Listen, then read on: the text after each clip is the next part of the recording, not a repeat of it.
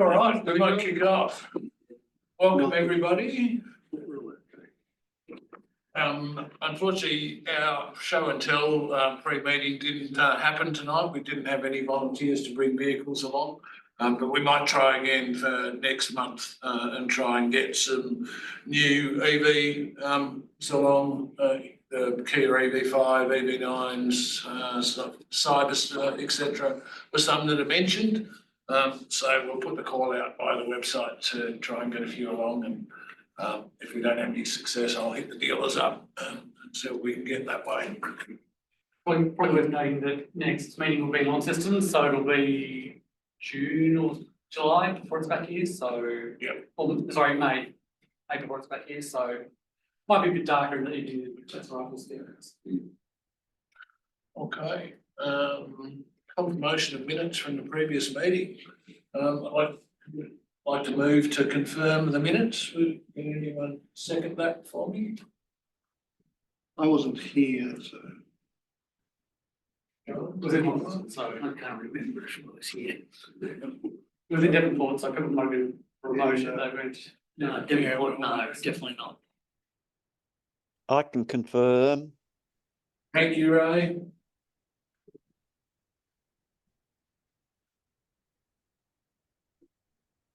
I don't think there was any specific business arising out of the minutes from the last meeting. Correspondence in and out. E-bike one. Do you want to discuss that meeting, or was that just? Yeah, just one received yesterday. Very recent. Yeah, we've been reached out from the media contact at DPAC in regard to doing a press release around e-bikes or last mile delivery. It looks like they're looking to do a policy announcement around that, like potentially our support with it. So if anyone, any of our members are in those categories of business, I'd love to hear from you. It's just in the design stages at the moment. He's going to come back to me once they've settled on what they're going to do. But he did refer me to a web page that obviously hasn't been updated for the public yet to talk about policy announcements in those two spaces. So I suggest there's something coming very soon in regard to e-bike personal mobility support and last mile delivery support for Before the election. Which one? The other ones I might cut, I've got in detail in my presentation for the director's update. So I'll pick up the Renew one there, where we've got an invitation to attend a Q&A session and a public invitation from Renew repeating their 2024 event, a Sustainable House Day. So they're looking for volunteers to either open their home, I think we'll talk about it in detail later, or to do a video presentation at home, efficiency and encourage others to adopt sustainable practices. Moving on to general business. Do we have Nathan online? Didn't receive a report by email from him, so I'm guessing no to what this been. Yeah. Hopefully no news is good news. Yeah, from my awareness, there's been some minor expenses that were involved in the Triple E Expo. And other than that, no major movement. And I'll report on the financials for the Expo in my board report a little bit later on. So we will note that there was no treasurer's report. We'll hand over to Charles to do his news report. Right. I'm trying to do this the old-fashioned way, going backwards and forwards to line everything up, but no, it's not showing full screen there, so you get a bit of a spoiler on the next slide, but that's okay. We'll cope with that. Most of the news these 2 months, most of the news these 2 months have been charging, so there's only a couple of extra things at the start here. This was a new showroom that was spotted by some members in Launceston, and last meeting it was there was conjecture that it was an Xpeng delivery centre or showroom. And I think before the last meeting, I noticed that there was a little JMC sign there on the left. So I thought, okay, must be Jackson Motor Company related, must be one of theirs. Since that date, someone again found that photo, which is the JMC Plastic and Construction Centre. I don't actually know what that means. I'm just going to turn the light off the front here if I can. Easy to see. Very, there we go. So, yeah, JMC Plastic and Construction Centre. So, yeah, I don't know what that would actually mean. But it doesn't sound like an EV dealership of any kind, but, Also, the Xpeng office is supposed to be coming to Hobart, not Launceston. okay. I think it might have been Shane who was told, I think he was planning to get one. And, sorry, I'm just looking at the Zoom chat and I noticed the slides might not be shared. Hang on. Yeah, I'm trying to figure out, Charles, I can't see, usually there's a big, I see it here. Yeah, sorry, it might be just me. Or the Sure. issues, it's me.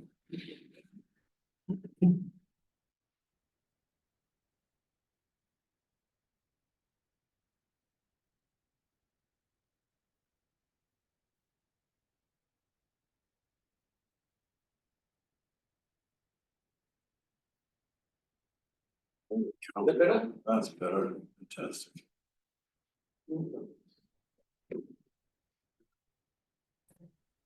Maybe somewhere, out of the way. Okay, it's not perfect, but. Right. Hello, Yeah, was that you, Shane? Shane. Yeah, Shane, Yeah, you said you were looking at ordering an Xpeng and they had suggested lawn system was an option to pick up or something similar? yeah. Initially, the salesman denied it, but they've confirmed that they've got a partnership agreement in Australia, stroke Tasmania. He didn't confirm whether it was Launceston or Hobart. I went and looked at that. There's nothing that says Xpeng on it anywhere, but the boat with all the Xpens on it was held out at sea while the stevedore strike was on. So that's been resolved now. So hopefully there'll be some movement soon. Fine, that's soon, hopefully. Right, I will keep on scrolling here, if it lets me. There we go, okay. On to charging news, and there's been quite a bit. Yeah, the fast chargers at Thrill are now live. They started construction, I think, July, something like that. Yeah, it's EV's biggest site in Tassie, I think. I think the other ones are 50 kilowatt units. Sorry, the biggest site in Hobart, not counting Midlands. Yeah, total 4 plugs, one of which is Chatamo, and yeah, it's right next to the shopping strip there, right behind Limeade. And that'll be good backup for traffic in and out of the east coast from Hobart. This was one that we just found out about was being constructed on the day of our last meeting.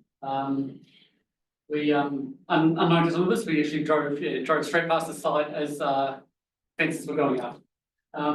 And I think the statement at the time, this was late November, the statement was, oh, they're planning to have it ready by Christmas. I'm sure a few of us thought that'd be nice, but that won't happen. And I think it was the 20th or 21st that went live. So they lined everything up in advance, obviously, and they just went flat out with construction. So Is it your bridge, John? that is John's car. Wow. You should know. It's Archimedes, okay, yes. Right. John drove up just for some ice cream and to charge it. And some raspberries. They're very good food at those vendors, I can just say that. So yeah, so on the way back from the last meeting, I put a photo on Blogshare, which was my car headlights, lighting up some fences and things like that. And that was all there was at the time. But So it's on the left-hand side going north or the right-hand side going north? the right hand side going north. Yeah, but it's at a location where you can turn in or out. Okay. Turn into the old Raspberry Farm site. Yeah, Opposite. on your right hand side. Oh, there, okay, cool. It says Elizabethtown, but I think it's Christmas Hills, really. Well, it actually says Deloraine, but.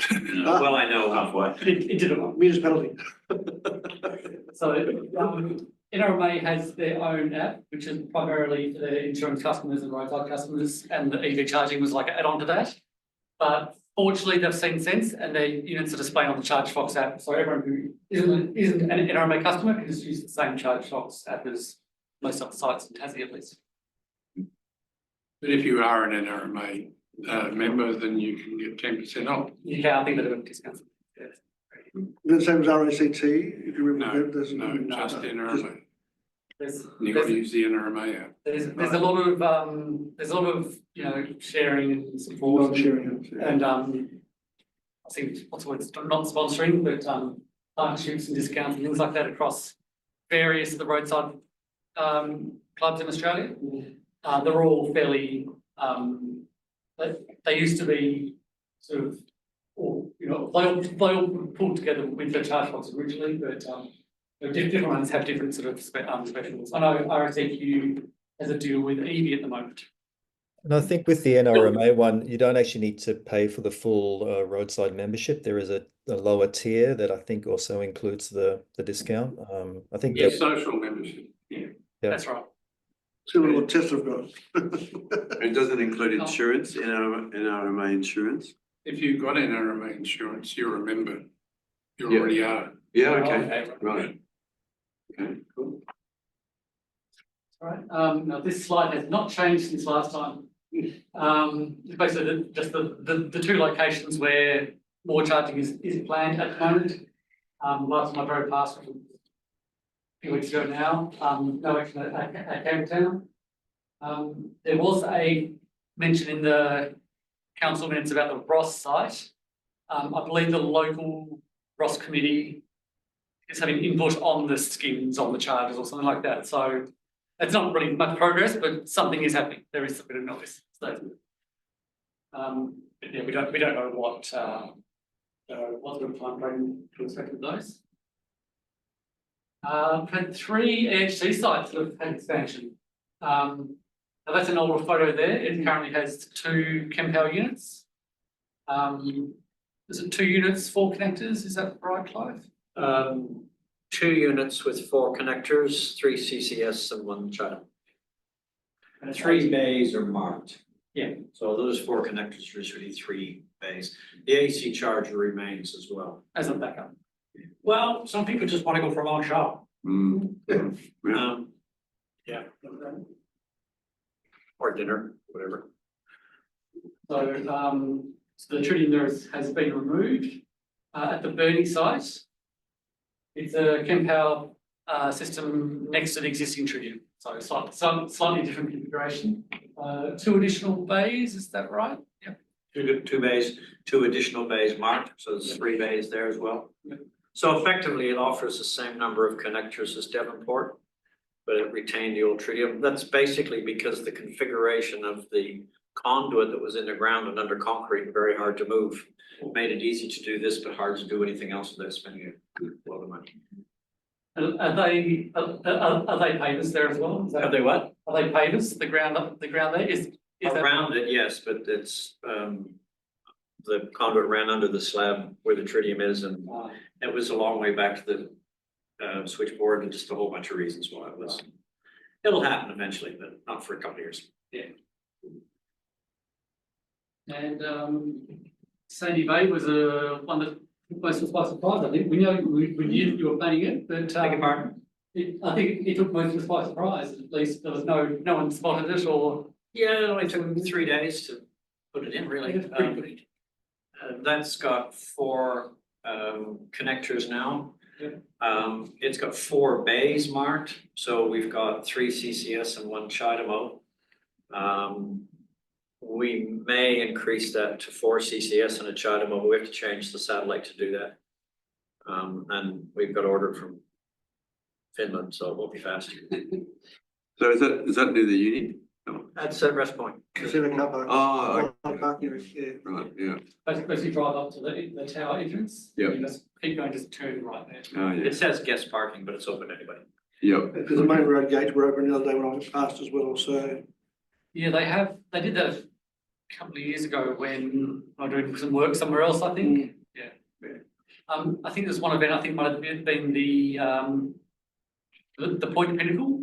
They closed off everything and there was no access to the chargers and they didn't tell anyone. People just found out when they couldn't get there. Yeah.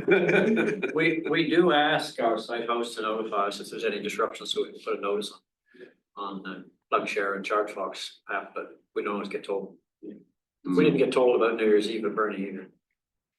Oh, okay. They closed for 2 days. We heard nothing until we started seeing on our CCTV. My goodness, there's a lot of carnival stuff hanging around our charge bays, aren't there? Thanks for telling us, Bernie. Yeah, I've seen some similar things happening interstate, and shopping centres will close off part of a car park, and they don't consider that charging is as vital as the only service station in a town is for fuel cars. So yeah. So that happens with the ones on the waterfront too, doesn't it? During the summer festival and stuff. They reduce access to them. Yeah, that's true. Taskports. Yeah. They did contact me and say, through the secretary address, to say the Wooden Bike Festival will be happening this time. During that period, the 2 or 3 units will be unavailable. So they did at least let me know on social media. Yeah. The original installation at the 3 different sites was specifically for that reason. They knew that there would be different times of the year when they have events on. So they sort of spread them out a bit. Yeah, because the other one, the one at opposite Henry Jones is sometimes inaccessible because of the cruise ship activity. Oh, okay. Yeah. Okay, so they took block off the entire road to. Yeah, they restrict access into the. Yeah. That probably would be part of the reason, I guess they had three different ones. Yeah. And the BP pulse, is that on the radar? It's I think That's working, yeah. Yeah, but the first bay was blocked off on Friday, I noticed. So the 2 off first way to the road were blocked off when I walked past it, so that was my thing. I haven't been back past to see if it's working again. But there's 4 bays there, so. I drove past today and I could see that there's still some Well, roller type things up in front of one of the chargers. I was like, I don't know what's going on. But there's at least one working anyway. Yeah. Yeah, so there were a couple that had just gone live at the time of the last meeting, and that included the BP pulse, included the 25 kilowatt one in Tar, and the one in Cradle Mountain. So we had a big run in the last couple of months of new sites going live. It's been very good. you don't get frequent flyer points either. Right. BP offer frequent flyer points if you get petrol, but not if you get electricity. No, but that was something that someone on one of the forums somewhere found, was that BP had submitted a request to the ACCC, not sure why it's their responsibility, but they requested permission to include their EV charging in their rewards program for their. Oh, excellent. Stuff. Good. So that might be why a lot of the other sites don't do it. Perhaps there's some competition thing. I don't know how or why, Yeah. but BP applied to have that included. So I don't know what the decision was or what's happening, but they will have that sort of thing as well. It's the same as Ampol. I guess they've got their own thing as well. Their own rewards card program or whatever. I know Woolworths every rewards. Yes. Always giving me fuel discount things, and I was waiting for at some point to get for an EV charging network to join the party. And But who are they? I mean, they're Woolies, but who's their supplier? they've got their own Woolies service stations. I think they partner with is it EG Ampol? In Tasmania. Yeah. So there'll be different ones in the state. Yeah. But one day Yeah, eventually. Okay, now the other big news that I've left until just before the final map is Redfin has announced $550,000 for fast charging infrastructure across the state. Now, there is a document on the federal government site, which is that minimum operating standards document there, that offers not rules, more like guidelines, strong guidelines, but not strict guidelines on what government-funded charging sites should have. And there are things like uptime requirements, number of stalls, ability to use a credit card, things like that. There's a whole list of about 7 or 8 things. What's the minimum? It's called a fast charger. I think it's just DC. Not specified, So, not specified in the brief from the government anyway. The other interesting thing is the phrase that they use in introducing the Commonwealth standard is we seek to apply. We, Doesn't pretty say royal. it's mandatory. so if you find a good example of a site which could only deal with a 25 kilowatt DC site, for example, then you don't have to, you won't be turned down. Well, competitive, it's best in, best offer, best price, depends what people put up. If everybody put in 25 kilowatt chargers, then they would not fund anything, I don't think, but if somebody puts in a whole bunch of really goodies, then they'll still go. Another different thing about this round is that it applies to sites that have been expanded as well as new sites.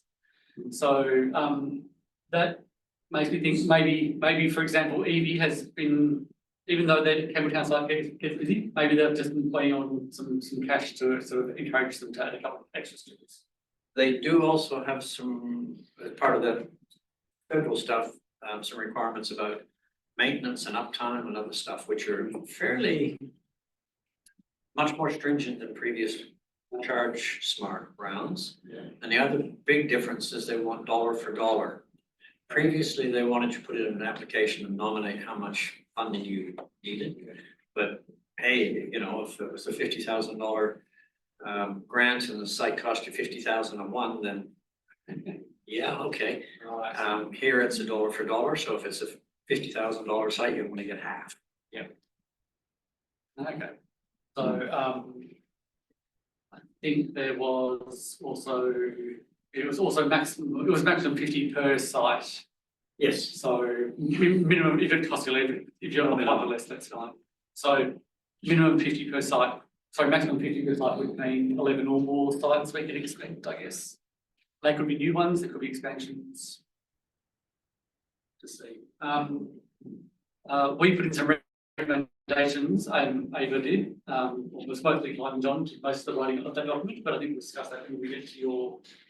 It's a bit of an update on this, in the board update.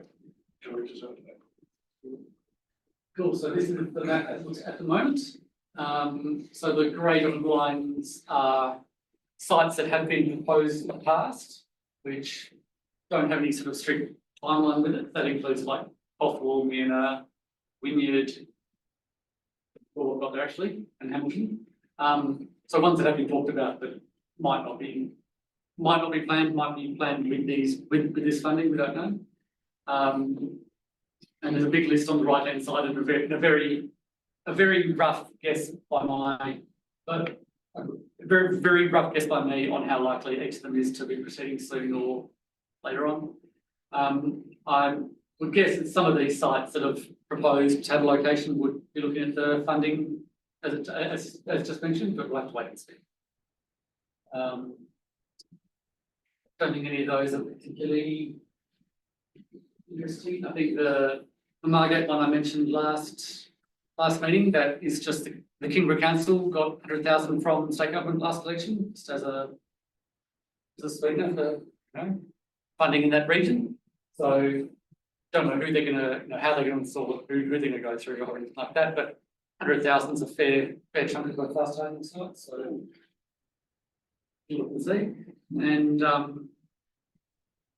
yeah, it's not much more I can see. The burning move through, maybe with this funding available, perhaps they'll actually install something, we don't know, the no plus and install it. Yeah, so yeah, any more questions about any of those? Nothing else to add, Clive? To your report or to mine? Oh, well, I can pass on the Tasmanian charges now, we can go on to yours if you like. Yeah, all right. Yeah. Okay, well, I got two things, I guess, to raise. One is we are hoping to introduce this year to as many sites as are capable of it technically, something called auto charge. Auto charge allows you to plug your car in to be recognized by the charger and the initial session to initiate without you having to use an app or RFID card. It just knows who you are. It uses the MAC address in the car. And not only the charger has to be capable of that, but the car has to provide a consistent MAC address. There are a number of tricks, problems with this, which are being investigated. We're doing this in conjunction with ChargeFox. AEVA has introduced this already in some of its sites. But we need to do a testing process before we unleash it. It has had the effect with some, and it's different chargers behave differently, different brands of vehicle behave differently. But it has had the effect on some other people who've introduced it, where if they introduce it on certain chargers, it blocks all the non-auto charge cars, so they cannot start of that brand. It does all sorts of stuff that we have to be careful about, so we do not just want to unleash it untested. We are looking for testers. If you are interested in playing around with our system, we're looking for people who use particularly our Kempower and AEVA chargers, because the Tritium RT50s and PK 350s are not compatible with this. There is an RTM 75 in Swansea now. That would be the one Tritium exception that can do it. But if you're not using any of those AEVA, which is the 24 kilowatt, or the Kempower, which are most of the Hobart ones and now Burley, Devonport and so forth, then that won't work. The second thing, yes, we don't mind Teslas, but there's a lot of Teslas already being tested. We'd love to see some other brands because we are trying to find out the interaction with different brands. If you're interested, send me an email. I need to know that you have a ChargeFox account. I need to know the ChargeFox account's registered email address for you, because it's through your email address they can identify your account. And we need to have the date and time of at least one session, preferably on a Kempower charger, because it's easier to track. The AEVA ones, you can do it, but it's a pain in the neck. So I'd rather if you have done a Kempower session, and if you haven't, with Glenorchy, Sandy Bay, Kingston, go do one, and just tell us the date and time. From that, we can pick up your MAC address. And then we will send you a letter before anything happens that says, hey, this is what the game is. This is the things to look out for. If it doesn't work on auto charge, yes, you should still be able to use your app and your RFID card, blah, blah, blah. No, there's no special brownie points or anything. It's just a bit of an experiment. Thank you for cooperating. And if we can get it working, we'll introduce it. If we're confident that it doesn't stuff anything up, we'll introduce it. And we may restrict it by brand. I will say that, for example, most of the German brands, not all of them, but many of them, swap their MAC address every month, which means you can't do it. Some of the other brands, I won't name them, use the same MAC address for every car. So when we use your MAC address and you have that brand, you're gonna pay for everybody's charging session. So we don't think that's a good idea. So there are some restrictions, unfortunately. It's just how life is at the moment. We will continue to work to other systems that avoid some of these things, but that's harder. So yeah, send me an email. You can use either clive.atwater or gmail.com, which is simple, or you can use contact@electrichighwaytasmania.com.au, all one word. So that's number one. Number two, not sure how many of you know about this. TAS networks have changed their tariffs. Specifically, if you're now above 100 amps per phase, 3-phase, you will be on a demand charge. Now, demand charge, I don't know if you know what that means, but you basically take the highest use in an interval in the billing period, which is a month, and you pay a certain amount of money for hitting that ceiling. And then you pay a fairly low rate per kilowatt hour. The idea is to keep your peak down. In principle, I actually support it. I don't think it's a bad idea. Fast charging is a crappy load for the grid. It really is a crappy thing for the grid to deal with. You're asking for these massive peaks at times and you do nothing for hours. Then bang, I want a big one, and then you do nothing for hours. It's expensive to serve. So I'm actually sympathetic to demand charges, but clips our wings a bit. We just Originally, they said, oh, it'll be grandfathered. Now, that's true, but it's kind of limited usefulness. It's grandfathered if you're already over 100 amps per phase and you're on an on-demand tariff, you can keep it.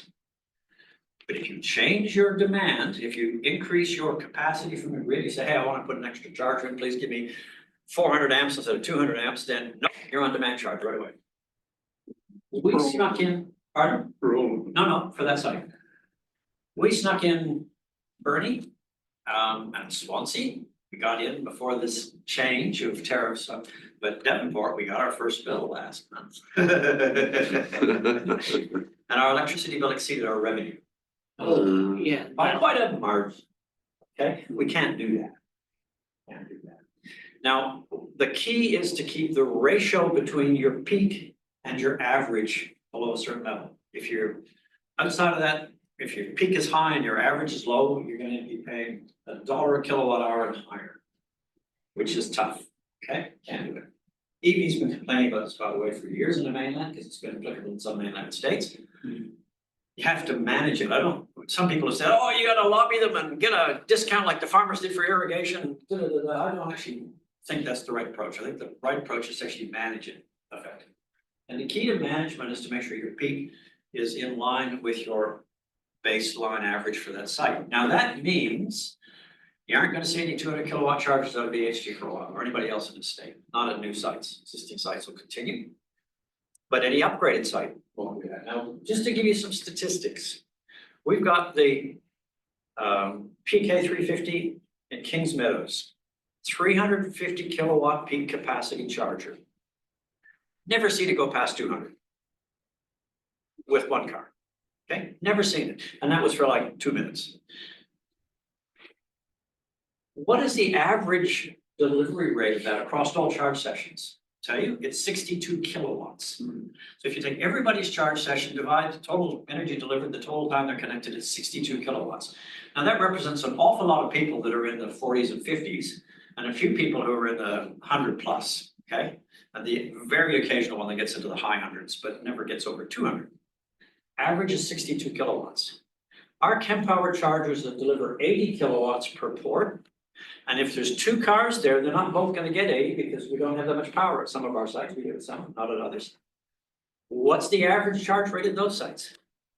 Well, the ones that are a bit restricted, 54. The ones that are not so restricted, 56. That's less than 10% difference on the top end. So they're getting a maximum of around about 150 kilowatts. And if they're putting through enough kilowatts in a month, we can pay a demand charge on that and it's okay. But if we wanted to go to 4 bays and give them all 80 kilowatts, we've got to make sure they're pretty busy before that becomes an economically viable proposition. Now, I'm not saying this by way of complaint or anything else. I don't think it's a bad situation. But if you're expecting to see 100 and 150 plus kilowatt chargers installed from now on, expect to pay $1 plus a kilowatt hour to charge there all the time. Because you can't make it work. Are you saying that on some of the sites you'll be limiting the max? We already do, and we'll probably, on the demand charge sites,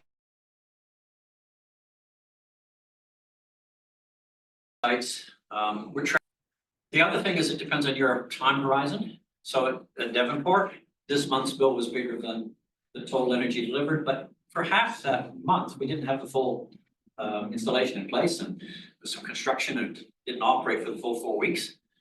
If we bring our energy delivered in the month up by even 50%, it's, at least we're not losing money. Okay, we're not making it. We can probably just about cover our costs. If we can double it, we're back down into territory that starts to make some sort of, yeah, we can breathe a little easier. If we triple or quadruple it, it's a viable site.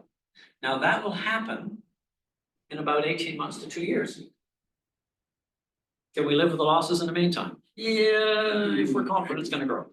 All right, that's the game we have to play. We have to Just make those don't go out of judgments. business. Beg your pardon? Just don't go out of business. We're trying not to. So yeah, that's the judgment we have to make. We're trying to deliver a service at a fair price. we're trying to be consistent in our pricing. I mean, we could go nuts and say, oh, demand charge site, or, sorry, 95 cents a kilowatt hour for us, you know, and people go somewhere else and then we'll never get our volume. So what's the game? We're trying to be fair and consistent. We're trying to live with it. We are making the point to the government of the implication of this, but we're not necessarily asking them to change it. It does mean the real people that will suffer will be the Queenstowns and the, you know, the really low use sites, Smithton and so forth, where the volume of throughput is so low. Even a 50 kilowatt charger is under 100 amps. But as soon as you try and do anything above that, you go above 100 amps, it's gonna go, oh, that looks rough. And it becomes very hard to make that step up to the next level achievable. We'll work out a way. I mean, battery buffering's an option. So you just shave off all your peaks and use your battery, but hey, there's a couple 100,000. So, you know, you don't jump into it quickly. Now, battery prices are coming down. And we expect to see over time that will happen. But we've got sites, Oatlands as an example, it's restricted to 100 kilowatts.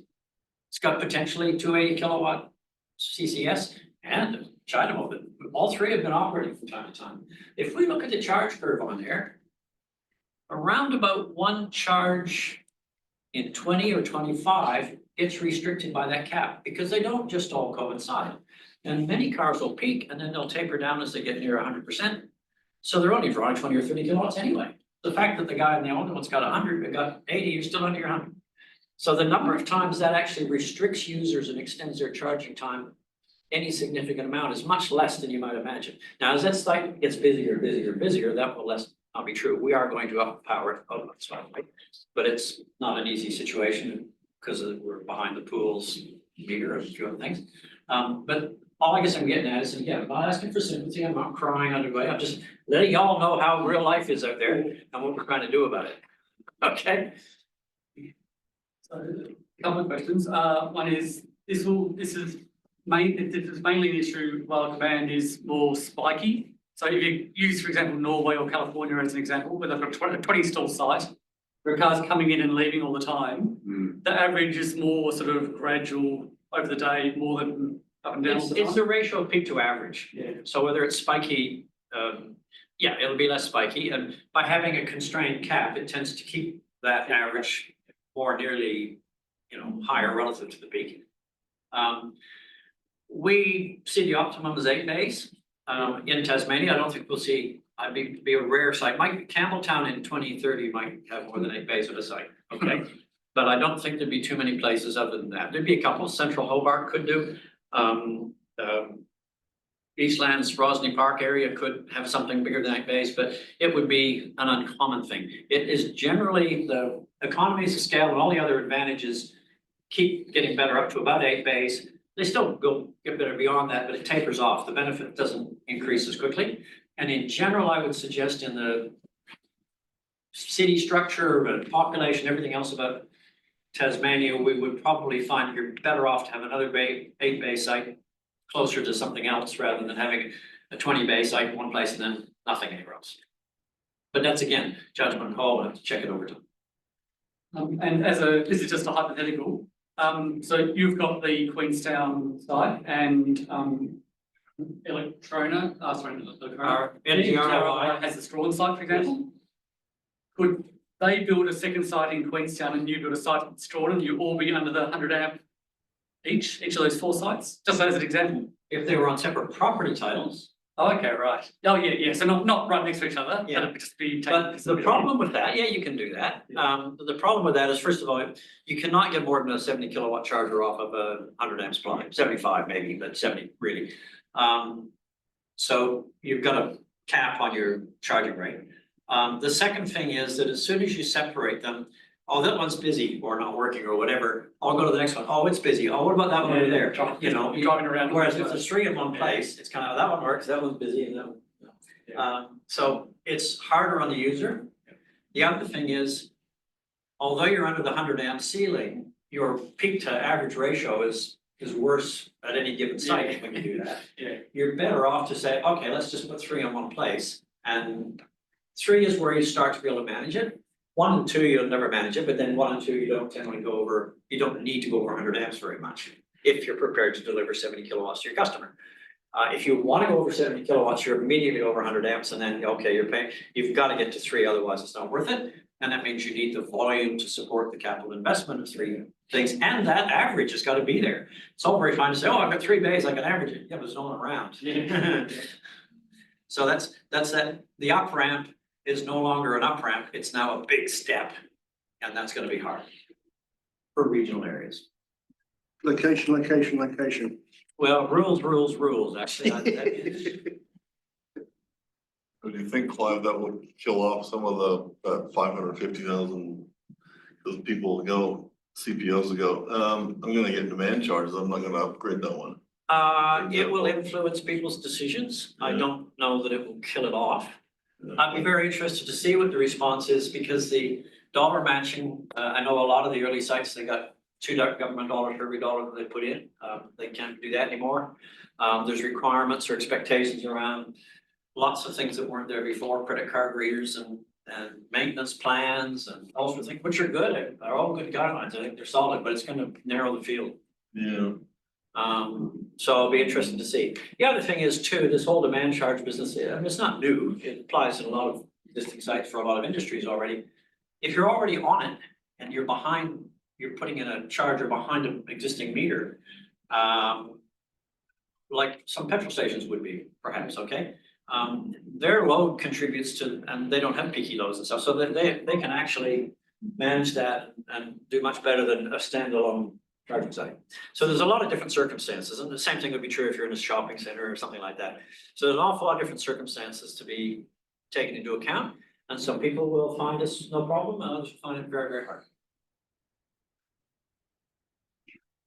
Good luck with all that. Any other questions about charging or HC specifically or anything? Are you gonna start juggling lessons? Oh, I've been doing that for the last 4 No, I mean teaching. Oh, teaching. All right.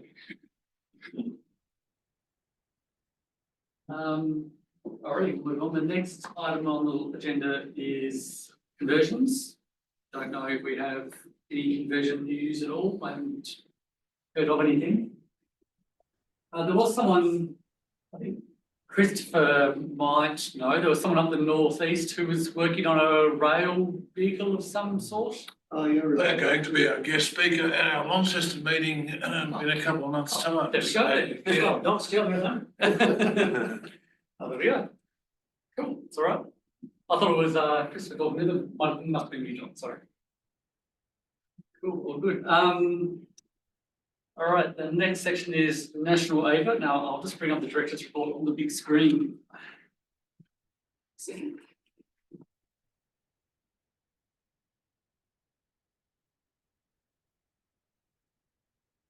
Right over there, you can jump at the first slide, we'll have a highlight reel, we'll jump straight to that if you like. Yeah, first update, EEE Expo and AEVA conference was a huge success. The financials are still being finalised because unfortunately Leishman have had their annual break and they're just coming back now. But pleased to report that's indicating a net profit of over $10,000. So we went from $35,000 behind to $10,000 ahead.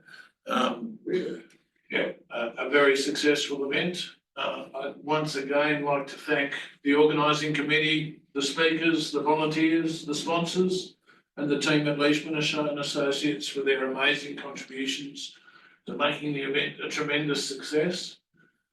I'm waiting for Charles to get Clive's smiling face up there because I particularly wanted to acknowledge Clive and Bryce, who did an absolutely stellar job in pulling together the conference agenda and speakers, etc.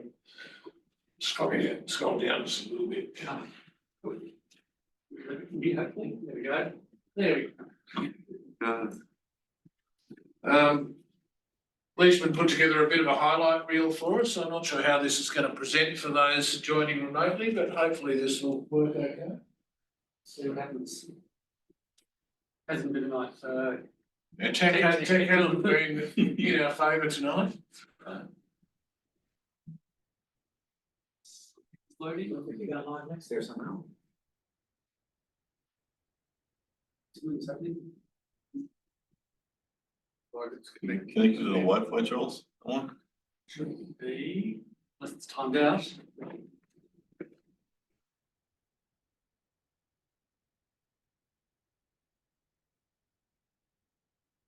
Yeah.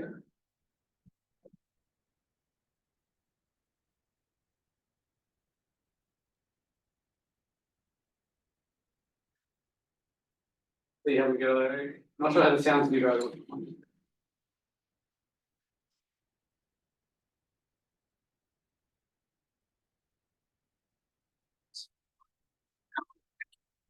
This is the one we put on the AEVA YouTube page. I think so, yeah.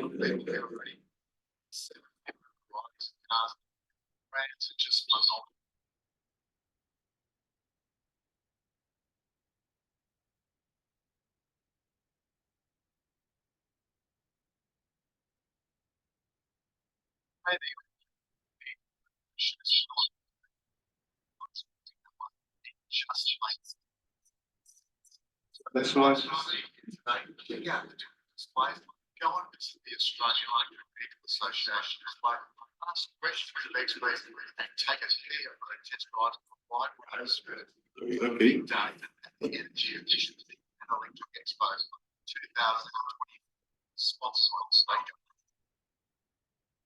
Well, they can.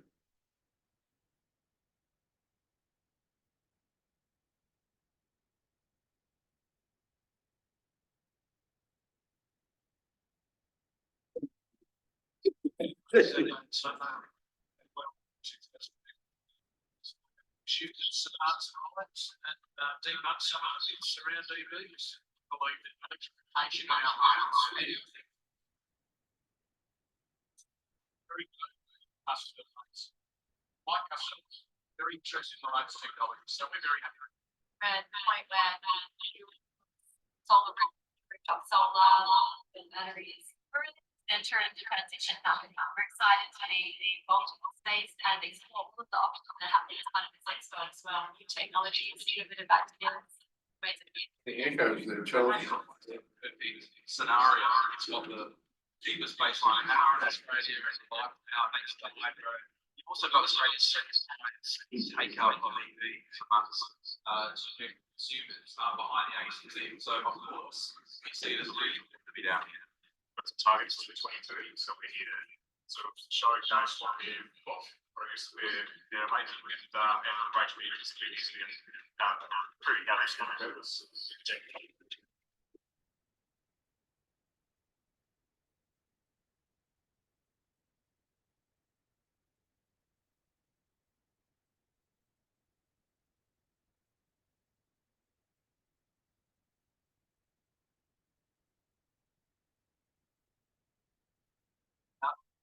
To face to face and answer all their questions they have about car and electric vehicles. So yeah. We want to make sure that we help us select the car that's for you, and we've got a few different variants available. So come in and go for a drive and see how you like it. Amazing. There's been a lot of interest. And it's blown my expectations actually. People asking intelligent questions, going away with some really good information. So yeah, I've really enjoyed as we all have the conversations moving. Without support of our sponsors, Tasmanian government, fantastic in supporting this event.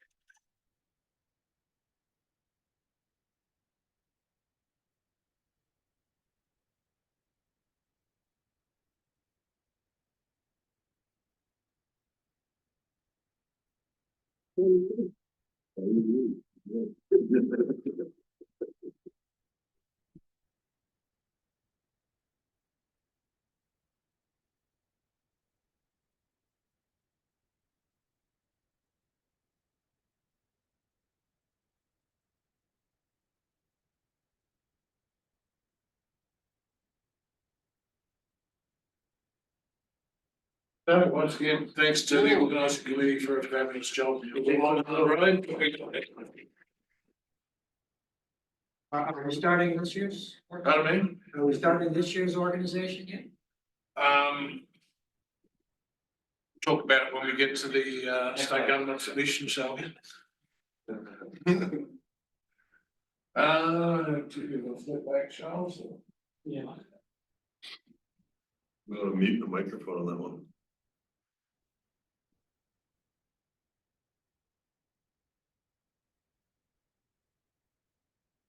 On the,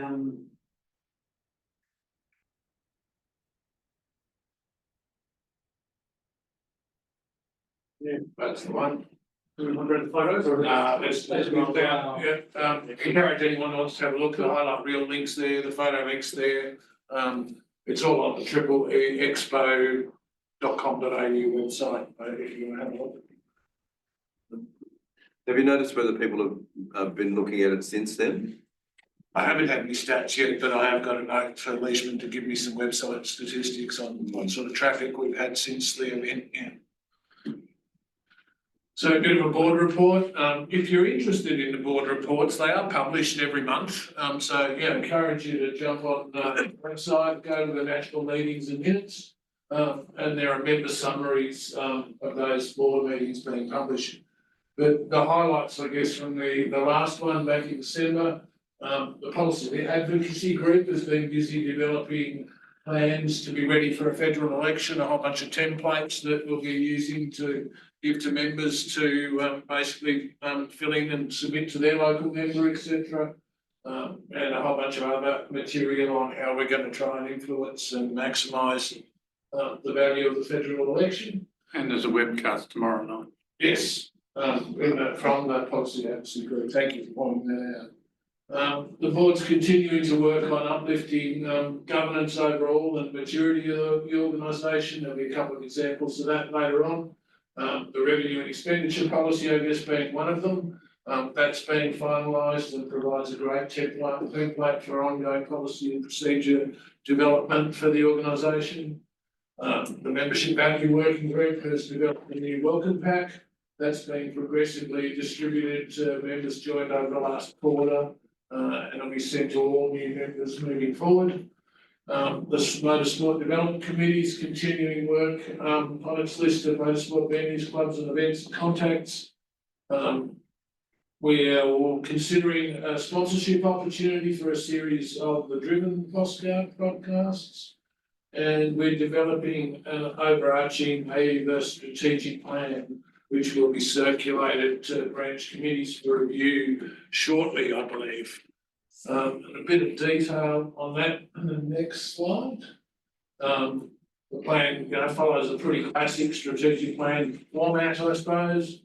If you scroll through, Charles, there's a high-level draft of the main areas and outcomes that we're seeking to influence and what we're going to do to actually try and achieve those. So if you're interested in this process, if you want to contribute to this process, please let me know. There are certainly opportunities to join webinars and to join the policy advocacy group to be able to contribute to the development of these types of documents, etc. And our plans going forward. If you've got any specific feedback, I won't go through this here, but the pack's available online. Have a look at it. Please give me any feedback that I can give to the board. I had some correspondence from one of our members regarding one of their friends who was having some challenges at Christian Homes Tasmania. So I've reached out to them and I'll be meeting with them next month to try and smooth the path for people living in aged care homes. More broadly, I think we can maybe use this as a bit of an example of so what we can do to make life easier for them to have a right to charge at home or a right to charge within aged care facilities. We've talked a lot about this one already, I think, the Department of State RAF and the RecFit Charge Smart 3 announcements. As Clive and Charles pointed out, $550,000 available. It's a dollar matching co-contribution, 50 grand per, up to 50 grand per grant. When the information was passed on to me, I just reached out to organisations that I thought might be interested or who had contacted us in the past regarding charging, including of course, Electric Highway Tasmania. I'm sure they got the notification the same time that I did anyway. But passed it on to the deck, to Tipple Air Investments, who were the previous owners of Glebe Hill. They were pretty proactive in their installations at Glebe Hill. They're currently, I think, investing in Kingston and somewhere up north, Devonport, isn't it? And they were very interested and very appreciative of that being passed on. Vicinity Centres, who are the property managers of Eastlands and a few of the other centres around the state. And Christian Homes Tasmania, because I was having that broader conversation with them. Probably not applicable to them because they don't want to offer public charging. But nonetheless, sparked the conversation. More information on it at RecFit. That's about all we can say on that one, I think. Probably worth mentioning, I contacted Parks and Wildlife Service. So I noticed on the map on the previous set of slides, I noticed there were the government is keen to sort of black spots, and I noticed the far northwest there's like nothing past Smithton, and I went Google Street View hunting, and now there's a nice relatively new car park at Arthur River outside the Parks and Wildlife Office. So I contacted them just to see who the landowner was and things like that, and I can pass that on to someone, I guess, if there's an interest. But I think the grant specifically includes government organisations, GPs, departments, etc. Yeah. I mentioned they couldn't apply themselves, but if a third party was to want to install something, who would be the landowner? Who would they? Yeah. Okay. Yeah. Cool. Yeah. So any organisation who you think might not know about this or care about it might be a good spot. Let them know, and then we can pass on to John or myself or Clive or anyone who might be able to help them out, I guess. Also had an email from Renew Sustainable House Day. I'll be going along to a briefing around this on Tuesday the 4th of Feb. If you're interested in coming along and joining that, it's a Zoom meeting, let me know. Meanwhile, I think as I mentioned earlier, they're recruiting homeowners. Applications close on the 23rd of February. Particularly keen to showcase older homes that have been retrofitted with sustainability upgrades, electrification. Although fancy 7-star homes are appreciated as well. Scroll down, Charles, I think. There's just a bit more detail around it. You know, they're happy to do in-person tours if you want to open your home up for 4 hours. Or they'll do the house profiles where you do a video highlighting the sustainability features within your home. You can apply on their website, and if you've got questions, you can reach out to them via email at the bottom there. Actually, one thing this doesn't mention, I think it might have been the ACT branch recently came to an agreement with Renew for people who had sustainable homes to have a EV display out the front while the sustainable show was going on. So if people are interested in that, that's certainly something we can offer. So if you're interested in donating your EV for a 4-hour period to park out in front of somebody else's sustainable home. Will it be plugged in? Pardon me? Will it be plugged in? Well, potentially if they've got a power point in the garage. It's got solar, sir. Worth of electricity.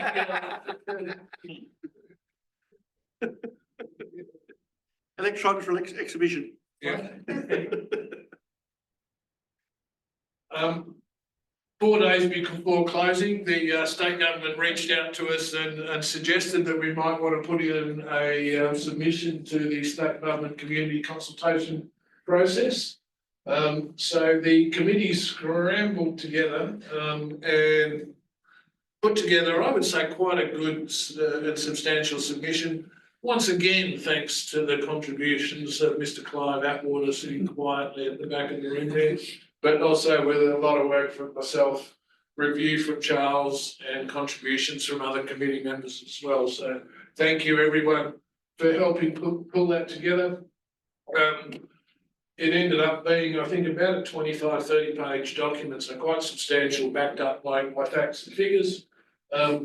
We basically asked them to support advertising and provide us with about $5,000 to try and make their Know Your EV workshops successful, and give us some advertising funds to seed that. To provide us with $55,000 of ongoing annual sponsorship for the Energy Efficiency Expo, $18,000 for annual sponsorship of an ongoing AEVA conference, to invest in planning, demonstrating fast charging infrastructure for heavy and commercial vehicles through funding, coordination and agency support to initiate fast charging infrastructure for commercial and heavy vehicles. So the indicative budget of $100,000 for agency support and $1 million contribution to initiate a demonstration site in the 25-26 timeframe. And to encourage, when they're considering that, to begin examining the future needs of marine navigation charging in parallel.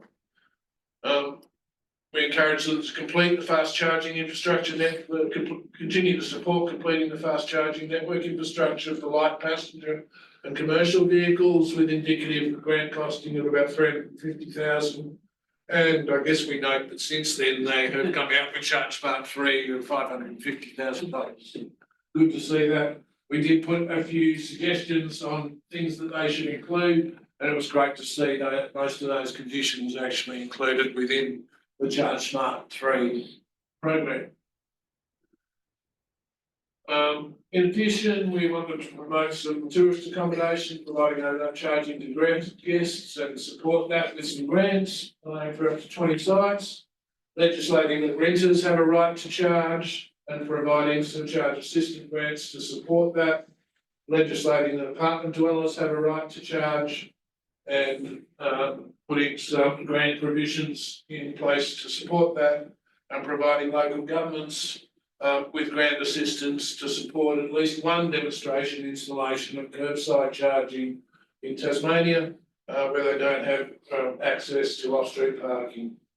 And finally, provide about $10,000 in funding to AEVA to enhance our existing survey data collection, storage and analysis capabilities, and develop a business case exploring the value of EV data opportunities in Tasmania. So, yeah, I think overall a great submission. We've had the acknowledgement that it's been received. It will have been sent on to the Department of State Growth, and we will continue conversations with them. Yes. One thing I meant to put in there when I said something through was to do with the, like they're doing in New South Wales with the curbside charging light poles. Well, they're in the UK and Europe as well. Is that anything we can push forward? Yes, we've put forward for local government Yeah. to support a demonstration of curbside charging. Yeah. Yep. Yep. I think that's the full stack up. Oh, that's it, yeah, that's the end of my report. Any questions on anything there? With the previous RecFit grant, has that been started up for the new financial year? Do we know, or is going to be? Round 3 1. Yeah. Yeah, the announcement I had before was that they're in, what was the phrase they used? Pre-consultation. I forget what the status was, but basically they were giving charge network operators time to go and negotiate the sites and talk to TAS networks and that kind of thing. I know, I meant with, not with. Subsidies for I'm talking about EVs. grants for people getting EVs. Oh, okay. Yeah. There's been no further announcements about grants for EVs. The current one's closed. The mobility one's also closed, but we did have that news that they want to do a press release on mobility and last mile vehicle delivery vehicles. So that would suggest to me that there will be subsidies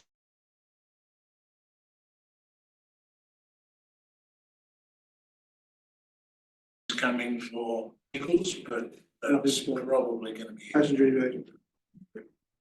I think the normal retail prices of EVs are coming down so quickly. We're getting competition between BYD and MG and the Aura cash and so on. Yeah. They're all below 40,000, then below 35, and there's one below 30, I think. So Yeah. I think maybe the government's seen there's less of a need to subsidise. Yeah.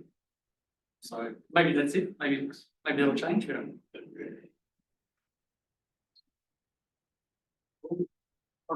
Reports on events, so some pictures up.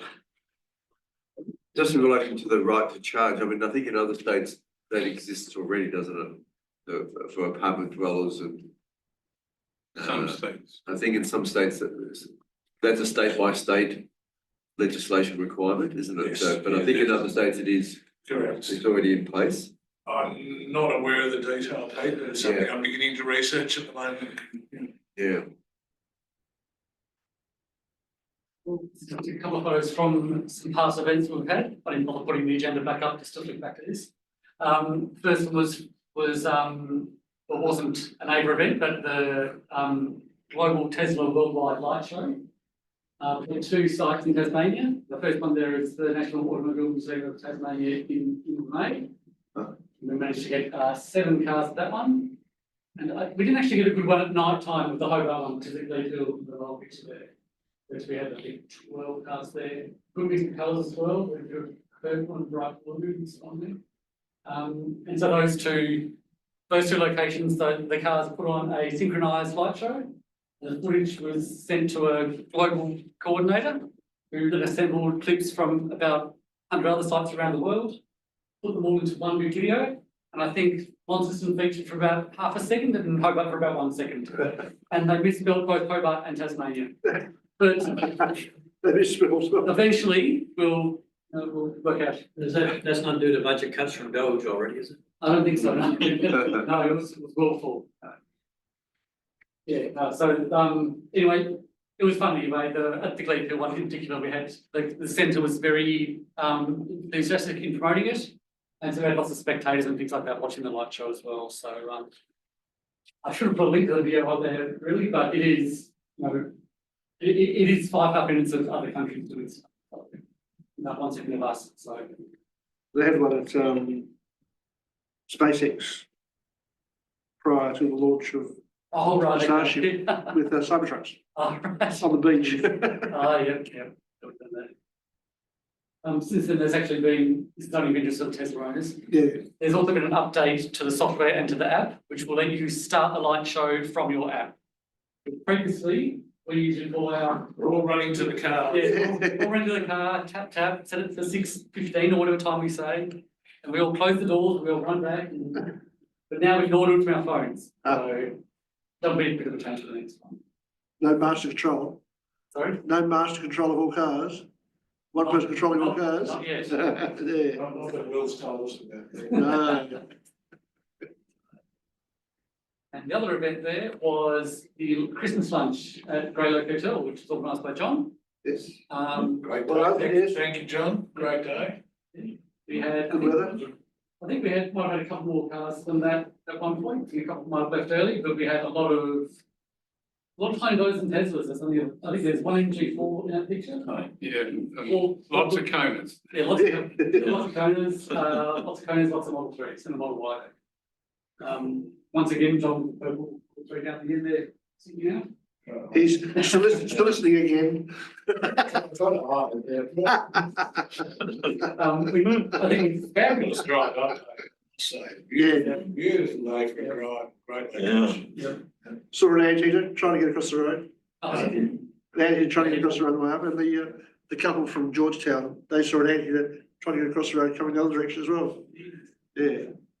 I think I made a note when I posted this online saying that there's a bunch of cars pictured in front of the border that powers them. Yeah. It's a great that's the Yeah. So that's just our past events. I'll click back to our main agenda.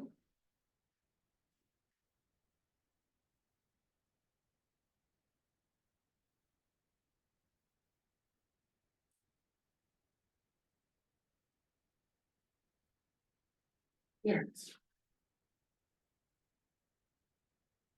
I think I've got future events. Let's go down here. Oh, we also had the SGM on December 16th. That was just to get auditor reports and things like that approved. There was also a licensing announced for Eric Rodder of the South Australian branch, who has been he started off as National Membership Secretary and he was the state Secretary of South Australia for a long time. So yes, he received a life membership at that meeting. I think he was at our Devonport conference. I don't think he was at Nova.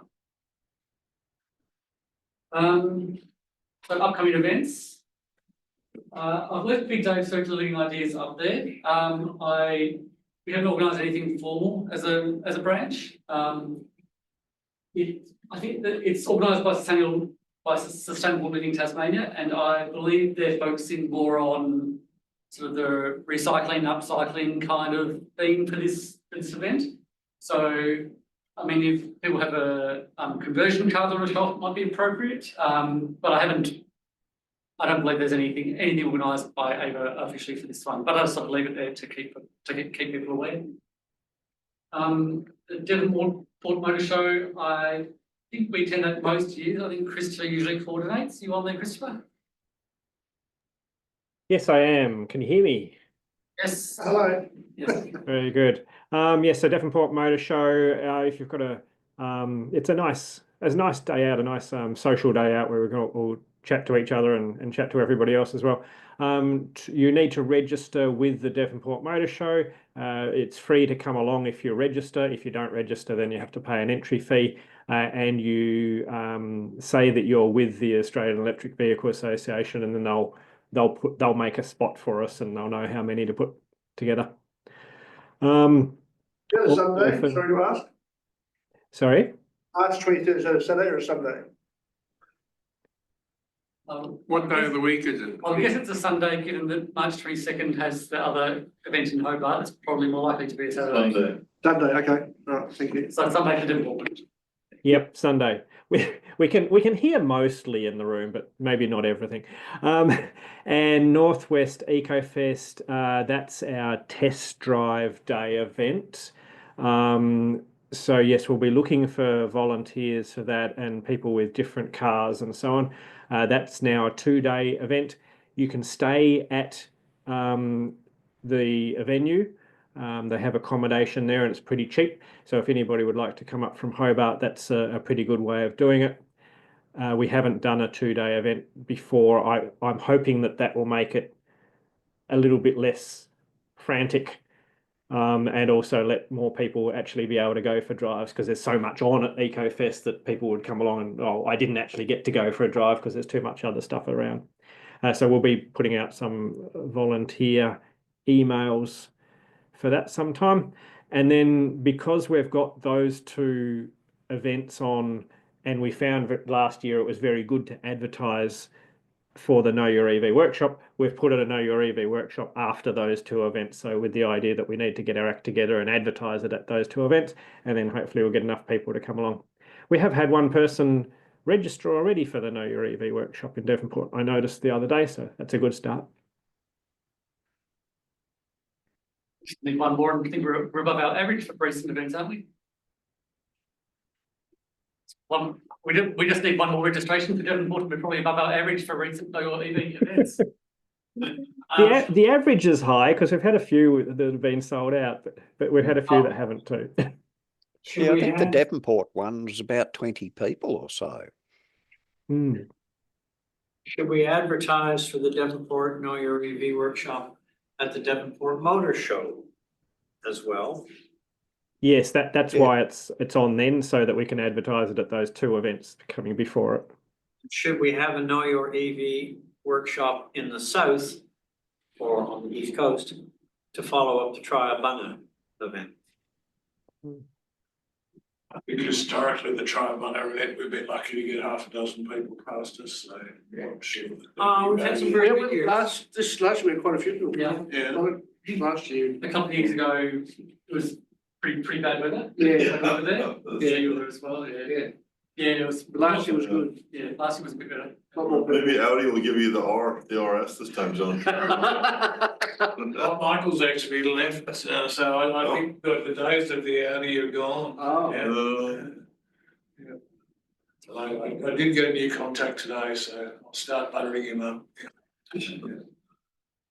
So for those who don't know, the Triabunna, it's just their monthly village market, and every April they make it a hybrid electric themed event, and they just invite us to come along. So it's very casual. Yeah, well, I think we'll have another meeting before then, so it might figure out more, be closer to that date, I but might take my coffee machine up.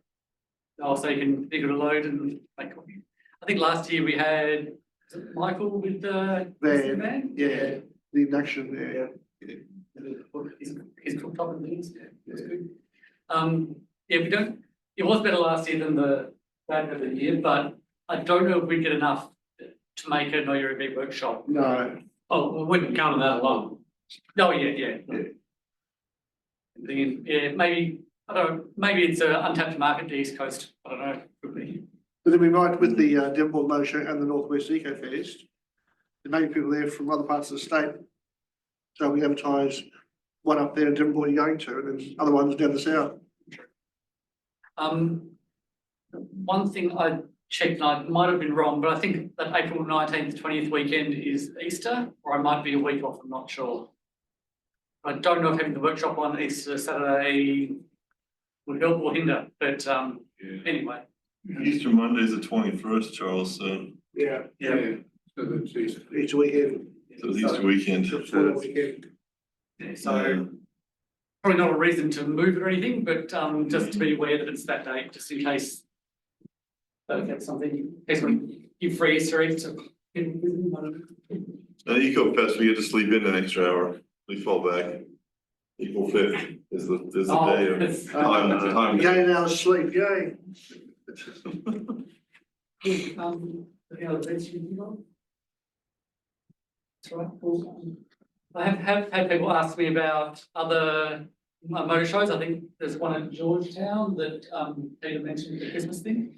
Various towns around the state do have motor shows and displays and things like that. So if anyone goes on and wants to display on behalf of AEVA or wants to invite AEVA people, just get in touch with these, with any of us on the committee, and yeah, sounds good.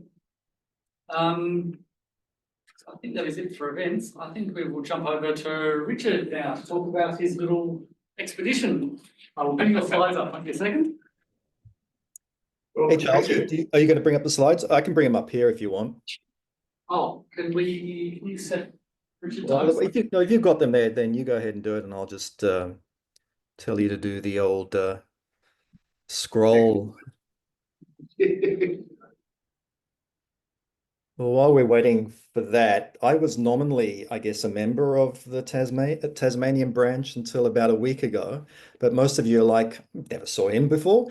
And yeah, so I'm Richard Tozer and joined the AEVA sort of early last year, I guess. So sort of late to the organization, have been a member of the Tesla Owners Club because of, well, not obvious, but yes, we have a Tesla.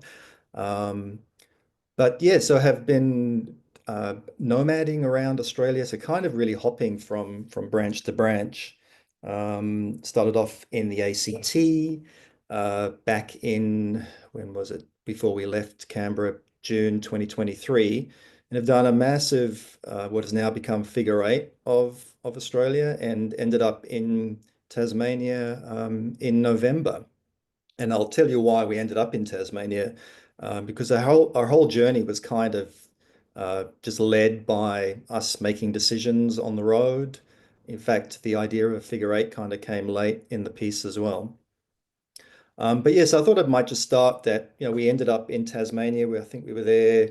We arrived a couple of days before the expo. So I got to meet at least a couple of you, Charles and Pete in the room there, I think I see, but maybe there are others that I may have met, but it was really good to catch up with you guys. So maybe we'll just go to the next slide, Charles. Yeah, so that's my wife and our dog, who's unfortunately has passed away. So it's now just the two of us that are continuing the nomading trip. But we were in Hobart for Christmas as well. So we had really nice 3 months down your way, and obviously attended the conference and expo.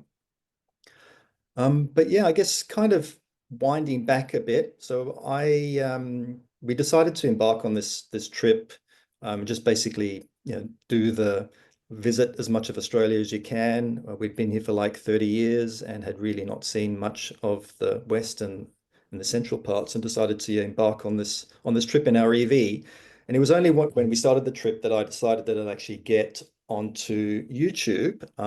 So that logo that you saw on the first slide is what I use for sort of branding on YouTube, and have really just been focusing on Outback remote charging.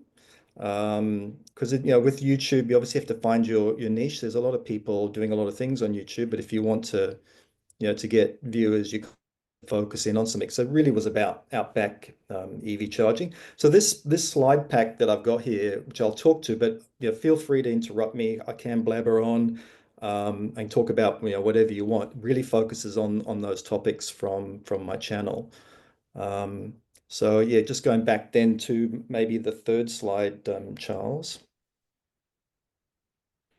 Yeah, so when we started the trip, well, even before we started the trip, it was going to be a lap around Australia, and we bumped into, some of you may know him, Outback EV Hunter. He's based in Alice Springs, and he said, "Oh, a lap of Australia has been done to death in an EV. Why don't you do a figure eight?" And I think he had ulterior motives. What I think he really wanted us to do was to go through Alice Springs and to actually go through Alice Springs twice, because unless you're going to do the Birdsville track or whatever, your only choice if you're going to do a figure eight is to go through on the Stuart Highway a couple of times. So we're basically on a whim said, okay, right, we'll do a figure eight. So we left Canberra, and then as we got underway, we thought, well, maybe we need to be a bit more specific about how we're marking this journey. And I came up with this idea, well, why don't we just go on PlugShare and find the most northerly charger, the most central, the most easterly, the most southerly on the mainland, and also, unfortunately, just my cropping here, you guys almost don't quite make it here, but also the most southerly in Tasmania. So we started doing that. So we ended up in Darwin, and then across to Shark Bay near Monkey Mia, so the most westerly. The most central that we could find was it was Colgera Pub, just off the Stuart Highway. The most easterly, Byron Bay, and then the most southerly on the mainland was Tidal River on Wilson's Prom, and the most southerly in Tasmania was at Southport. So those were, the things we ticked off. And we arrived in Hobart for the conference in November, and then a few weeks later, we traveled down to Southport. Had a couple of self-imposed rules. We couldn't create our own check-in on PlugShare. I don't know, many of you probably like me have created our own, we've asked the owner of wherever, can maybe advocate for people to come stay here and charge. So I'd create pins. But just for this, I said, no, I can't create any pins, because I'm sure there are people probably in this branch are probably charged further south than Southport. Maybe it's somebody's house or accommodation. But yeah, so that's essentially what we did, and we have finished that journey. It was probably the slowest figure eight or lap of Australia. It took us 18 months. So yeah. So maybe on to the next slide, Charles. Are any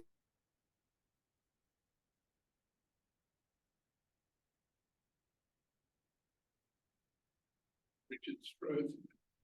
You still there, Richard? many of you know, when we started the journey? Sorry, was there a question? We lost you for a minute, Richard. Yeah, just when we started that slide. Yeah. Okay. Yeah. So one of the earlier videos I did was about remote charging in Australia, and back then, and I mean, it's probably still true to some degree now. Obviously, really need to rely on three-phase. So I discussed, the bag full of cables and adapters, and so the main three-phase unit that we used was a Fronius Watt Pilot Go. It's very portable. Your Type 2 cable, which you kind of have to carry anyway, kind of double duties as the connector to the car for that. So it does keep it quite small and compact. And I guess it has the bonus that when you're done with it, you can actually mount it, in your garage. It actually comes with a mounting plate. But yeah, you can buy them with a three-phase plug as standard as well. So on to the next slide. Again, one of the earlier videos I did was one of the trickiest sections. So this was from Karratha to Exmouth. It was really just one charging spot at a roadhouse. So yeah, in the video, I just want to give people a sense of how you would do that kind of drive. For us, it took 12 hours. We had a 4-hour stop at I think it's called Nanutara, the roadhouse, doing a bit of three-phase using the Fronius. But I showed people, so the idea with my channel was, maybe you're a new EV owner and do want to do a bit of remote travel, how you might do that. So I, showed them plug share and the better route planner and things like that in the video. Richard, can I ask, I read somewhere that some of the roadhouses don't like you using a single phase connected 5-pin charger on their 3-phase system because it's unbalanced. Did you encounter any of that?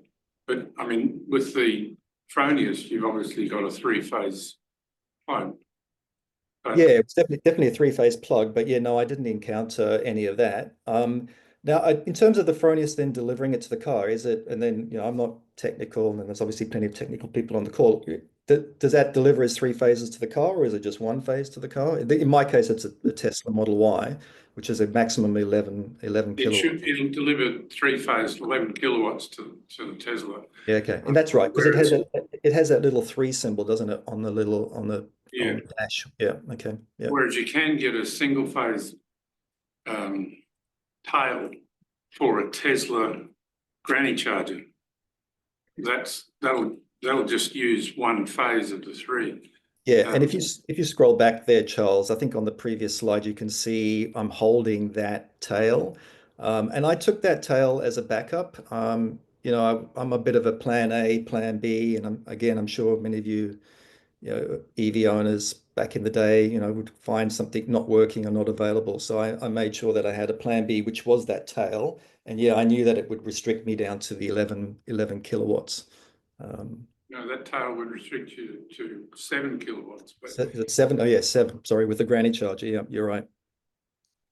But that's the sort of thing that I've read. This is quite a while back, that some of the roadhouse owners don't like using. Yeah, I didn't encounter that. So that plug, did you use that plug on a 3-phase charging station? The one on the left? Fronius. That's right, yeah, that tail. Did you use it on a 3-phase or a single phase? So I didn't use it. I didn't use the tail on the left. I never used it at all on the trip. So I only used the Fronius. But could that be used on either? It's Yeah, 3-phase, so it can be used on a 1-phase? Yeah, yep. Can I ask how much it was? I don't remember. And I've actually tried to give it away on my channel and nobody took up my offer. So if anybody on this call wants that tail, if you want that tail, I'm happy to Yeah, send I'll take that tail. All right. So I don't know who I'm talking to, but maybe Charles, you can give that gentleman my contact details. Thank you. That tail you want there. Yeah. Do you have a Tesla charger, Mike? No. What are you gonna plug it into? Oh, isn't it? Oh. That's for a Tesla. Oh, it's one of those. I'll take Yeah, it. yeah, needs a Second prize. I think it's a bidding we're having. The Fronius can be used on your Hyundai. Cause Stan has got one on his Polestar too. Yeah, the Fronius will work. Yeah. All right, so obviously I'm scooting through the trip here, and again, this is not really a travel log, and doesn't really give you guys an idea of all of the stuff, wonderful stuff we got up to, the stuff we didn't have on our bucket list and put it on the bucket list and ticked it the same day. So again, this is really just like I said, focusing more on the content on my channel. So on the Nullarbor crossing, we were heading west to east. So we'd already gone up to Darwin and done Broome and head down to Perth. I decided to stop at every charger or pretty much every pin on PlugShare going from west to east. And again, did a video on that. So I think for people that are doing the Nullarbor, but admittedly, this was a year ago. In fact, around about a year ago now that we crossed the Nullarbor. And even since then, the charging, infrastructure has changed there. But I give people a sense of, there's obviously a lot of crowdsourced AEVA DC chargers there, 22 kilowatt DC chargers. So I cover those. And again, maybe many of you were involved in the donations. In fact, I did a donation as well. So that kind of got that network going. And it is was very handy and still is to some degree now.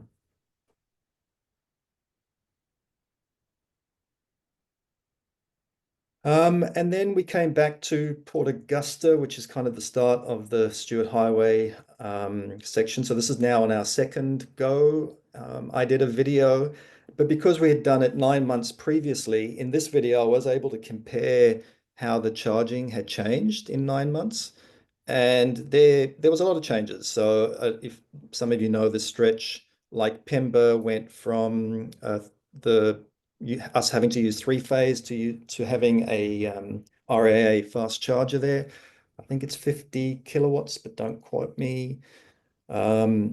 And then the next stop along, Glendambo, it was kind of a downgrade. They had 3-phase there, so we could draw 22 kilowatts, but they had put in a 7 kilowatt AC charger, which was unfortunate, but it's not that far from Pimba, so most people would just bypass it. Then we went up to places like Cooper Pedy again. There was a fast charger. It wasn't commissioned when we drove through about 10 months ago now, I guess, but it was about to be. So yeah, Cooper Pedy, Earl Dunder had the prototype NRMA charger that had gone in. So this is the one that has the solar canopy on the roof and the batteries, and a couple of Chem Power units there. So that had gone in and we used that. And in Alice Springs, the NRMA site there was just being commissioned. So I luckily got involved in that. So yeah, there was a lot of changes along the stretch up to 3-ways, which was good to see. Richard, did you go to Uluru? Not on this trip, no. But I think from Earl Dunder, if you've got a car with reasonable range, you could probably do it in one go without stopping. Is it about 300 Ks, I think, or something? Sorry, what was that? AC. Yeah, there's AC charging in Uluru from when we were there on a previous visit. I think the resort there was one of the first places in the country to get a Tesla destination charger. So three. Sorry? They had three, and two of them, I think, I forget which way it was now. Two of them were one way and one was the other. Some did Tesla only and others did everything. But they got them in the same batch, but they were different settings. They had no idea. I tested them for them. It was fairly early on when they got the destination charges, and it was a long time before there was any way of a car actually getting the centre of Australia. So I don't know who they expected to use it, but lucky. So just before we leave this part of the trip, the main gap I see here is Marla Traveller's Rest, which is the last charger on the South Australian side as you're heading north.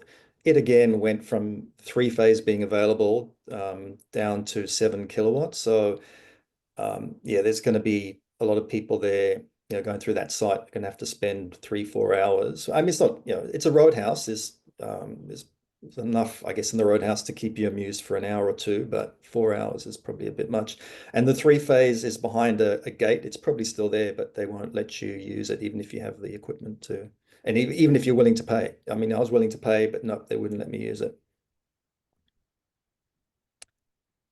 All right, so Alice Springs featured in that video. And so I think the next slide, Charles, has, Hunter. So it was his idea that we did the figure 8. I bumped into him and Gundagai before we actually started the trip, and he said, well, the lap's been done to death.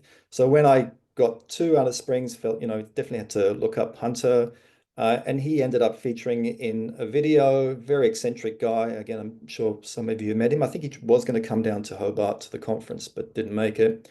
Very interesting. Lots of projects, lots of EV conversions, taking old EVs and getting them going again.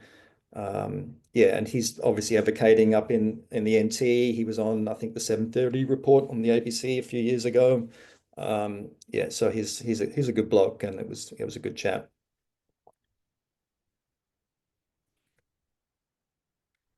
And then the stretch from Three Ways through to Mount Isa, essentially, another one of the big sort of gaps. You really have to stop and do an overnight. Well, when we did this sort of April last year at Berkeley Homestead, before you get to, I think it's Camberwell. So Camberwell, you can do 3-phase at the RACQ depot there. But Berkeley Homestead has been a tricky one. I don't know if it's been solved. I think Hunter and others have been advocating to try and get the NRMA to put one of their solar setups at Berkeley. But the owner there seems to be a bit reluctant. And as we have seen, sometimes some owners are not too for EVs. And yeah, I think that's one place. I think the thing with Berkeley Homestead is that they really want you to stay overnight and spend money there. And which is okay. I mean, they're out in the middle of nowhere, and obviously it costs them a lot of money to to bring stuff in, and so they want you to spend a few dollars there. But I think some of us would just be happy to spend the money on charging if we could just stay for a 3-4 hours in the afternoon or whatever. Anyway, so that was a video about that stretch, and then into Townsville, and then we ended up going up north to Daintree, so that was as far north as we went in Queensland. I did a video while we're in Queensland just about what we brought along for emergencies. So many modern cars, especially EVs, don't have spare wheels. So we had to bring one of those. Well, we didn't have to, but I think it's probably very wise that you do. Repair kits, inflators, cones, multiple forms of roadside assistance, water, camping gear, etc. My wife is very much into first aid, so she created us a custom first aid kit, and we even took a first aid course. On the connectivity side, Telstra is obviously pervasive, but sometimes, well, if even actually Telstra, you would drive 30 k's from a roadhouse, on the Nullarbor, and then that signal would cut out for 100 k's. So even though it's probably the best network, there's still huge gaps. And sometimes Optus do fill those in other spots.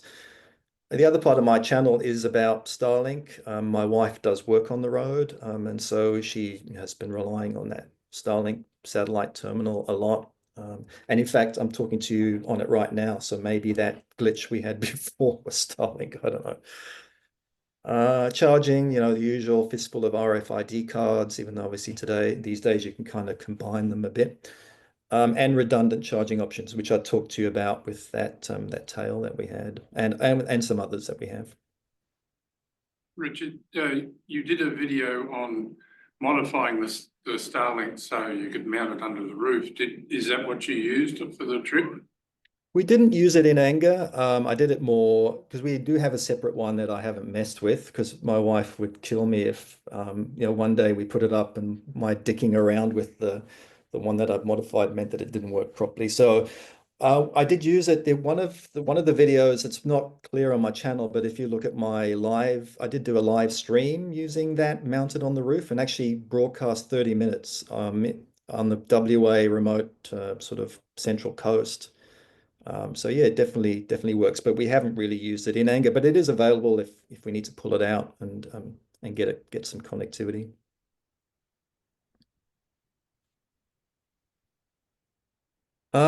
Did a video on the state of Queensland charging. So this was on the Bruce Highway, obviously one of the early electric highways. So there's a lot of tritium out there, and I probably don't need to say more about that. We actually didn't have, there was quite many that we found were fine, but there were certainly people we spoke to where there were gaps around Mackay and whatever with broken units.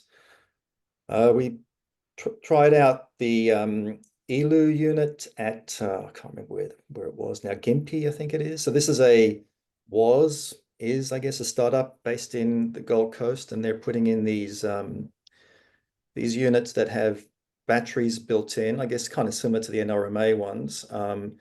But I think what that allows them to do, and again, others on this call here, in fact, I know you were talking earlier on about demand charges and being over 100 amp threshold. So I guess these units allow them to sort of trickle the current power into the site using the existing circuitry without having to upgrade stuff. And then we come along with our EV, and then it squirts it out quickly from the battery. So yeah, there seems to be a few of these popping up, and I don't know, are they maybe a way to get around these demand charges? Yeah, if you got $250,000 a unit, Okay. pays a lot of demand charges, Yeah. but the installation's cheap.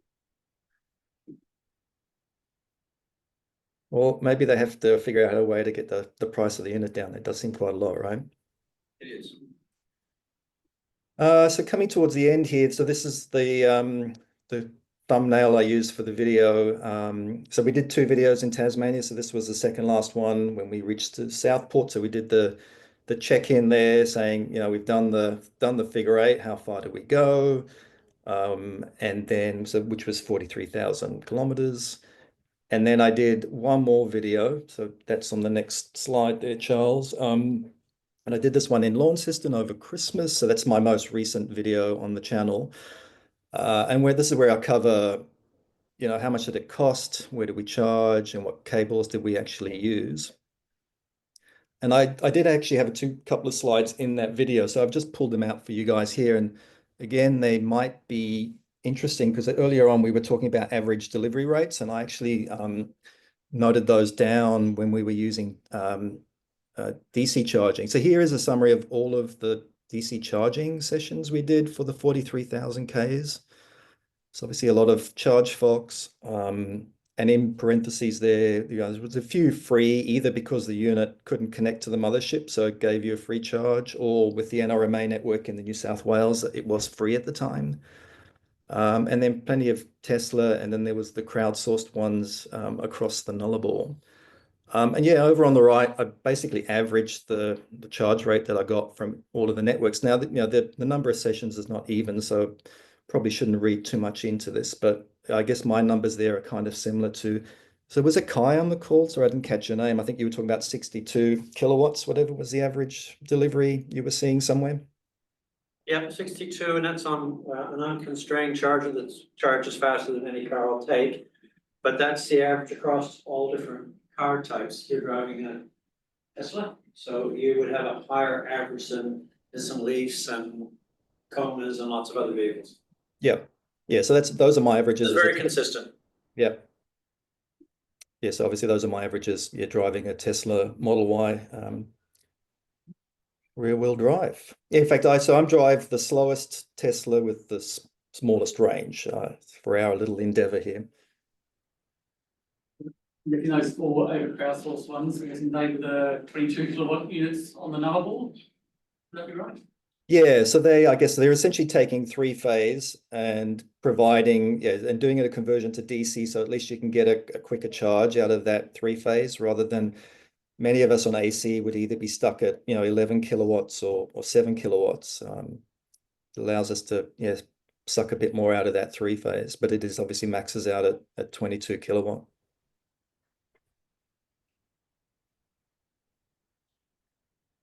And then this is our AC charging.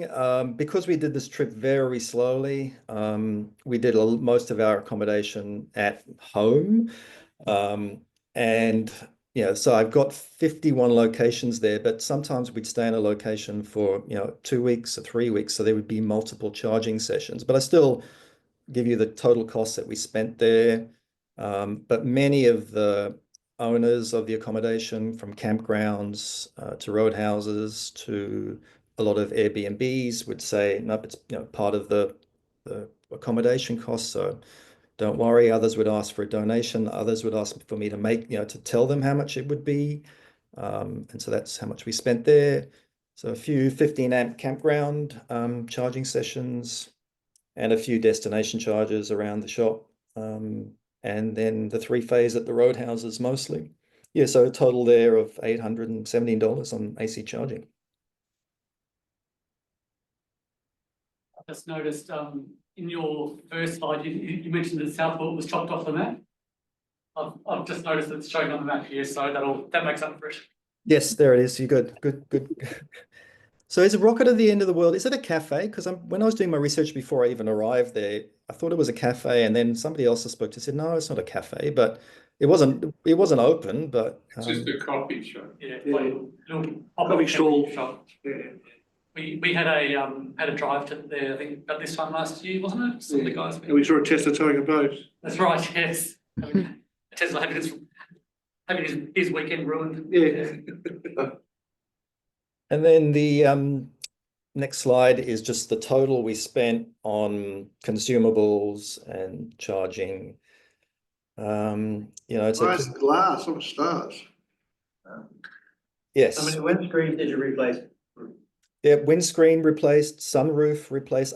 They weren't related. I don't know what happened to the sunroof.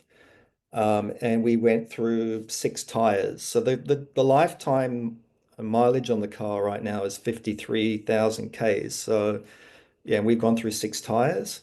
Not too sure what's going on there, but I'm guessing it's probably the extra weight that we were carrying. So, if we're not in accommodation, everything for our lives for the last 18 months has been in that car.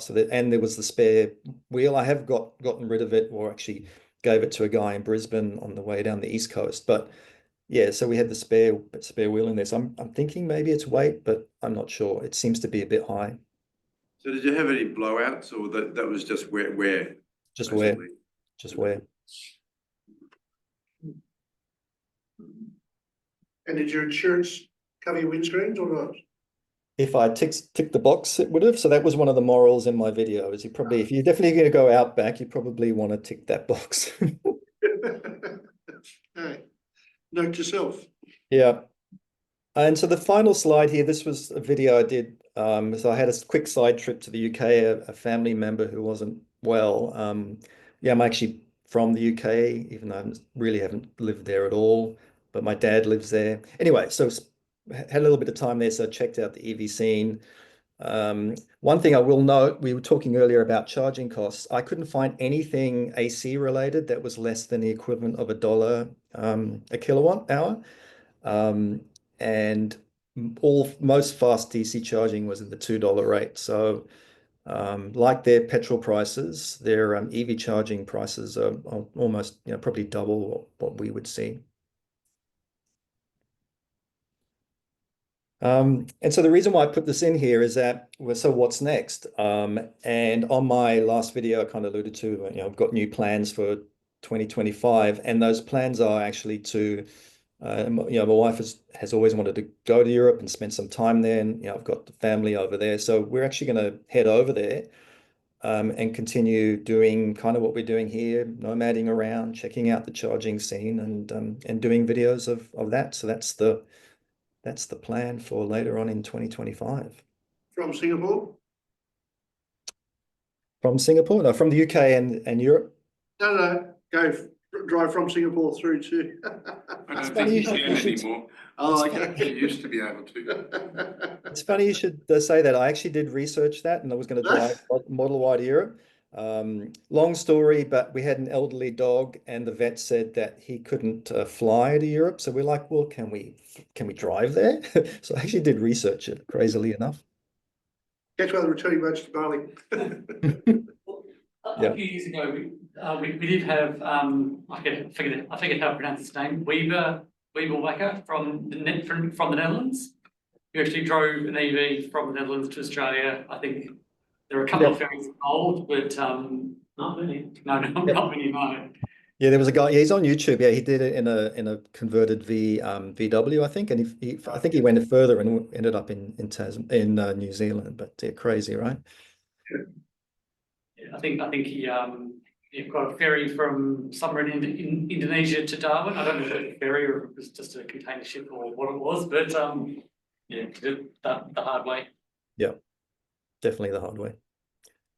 And that's it. That's my story. Yeah, so any questions? I don't know how we're doing for time here. It's obviously getting pretty late. Maybe I'm keeping people from the tennis or a late dinner or whatever. So what are you going to call yourself on the European trip? I think That'd be Aussie 8. I know. So obviously the Aussie was the Y. The Y was for the Model Y, and the 8 was because of the figure 8. Well, I think I'll just stick with the brand. You know, it kind of half works. Just have to change the logo. Aussie 8 overseas. Aussie 8 OS. Yep. People in Europe will be asking for your Aussie accent. Yep. We'll still say you've got one, Richard, even though we can't sense it. And if you look behind me there, you can see it's a tritium unit over there, right? So it's going to be a similar scene.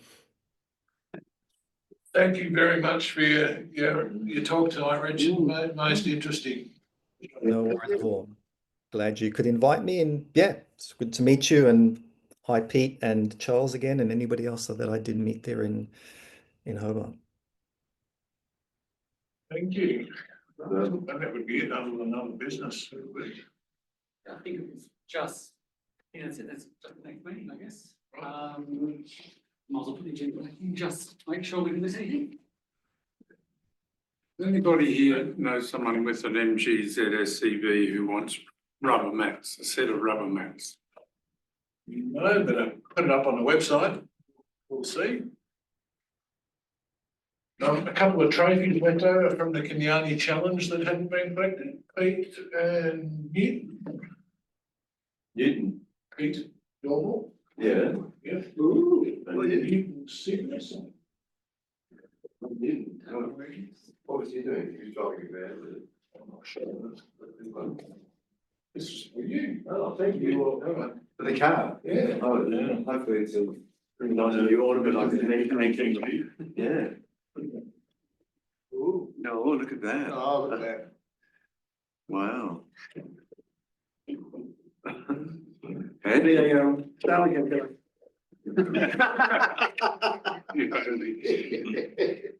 next meeting is in Launceston, 26th of March at the. It's usually Launceston College, I don't know if that still the plan here. Do we confirm, Christopher, or we? I haven't applied yet, but I will do that fairly soon. The college has only just opened up for the year.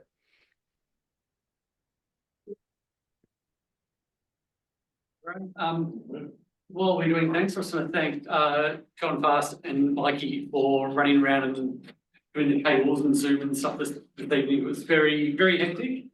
I only got the keys and some cables. John gets all the credit for what he's done. and not quite Christopher at the moment. We mostly survived it, we struggled a bit, but We got there. yeah, thank you.